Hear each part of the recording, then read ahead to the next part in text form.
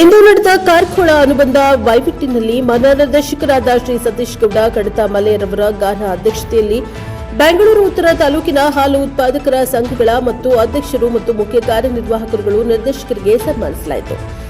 ಅಧ್ಯಕ್ಷರು ಹಾಗೂ ಮುಖ್ಯ ಕಾರ್ಯನಿರ್ವಾಹಕರು ಕುಂದುಕೊರತೆಗಳ ಬಗ್ಗೆ ಸಮಾಲೋಚನಾ ಸಭೆ ನಡೆಸಿ ಅಧ್ಯಕ್ಷರು ಕಾರ್ಯನಿರ್ವಾಹಕರು ಯಶಸ್ವಿನಿ ಯೋಜನೆಯ ಬಗ್ಗೆ ಪಶು ಆಹಾರ ಗುಣಮಟ್ಟ, ಪಶು ಆಹಾರ ದರ, ಸದಸ್ಯರು ಮತ್ತು ಸಿಬ್ಬಂದಿಗಳಿಗೆ ವಿಮೆ ಸೌಲಭ್ಯ, ಒಕ್ಕೂಟದಿಂದ ರಿಯಾಯಿತಿ ದರದಲ್ಲಿ ರಾಸುಗಳಿಗೆ ಮ್ಯಾಟು, ಮೇವು ಕತ್ತರಿಸುವ ಯಂತ್ರ, ಹಾಲು ಕರೆಯುವ ಯಂತ್ರ ಕೊಡಿಸುವ ಬಗ್ಗೆ ಕೇಳಿದ್ದು ಮಾನ್ಯ ನಿರ್ದೇಶಕರು ಸಭೆಯನ್ನು ಉದ್ದೇಶಿಸಿ ಮಾತನಾಡುತ್ತಾ ಇದ್ದಾರೆ.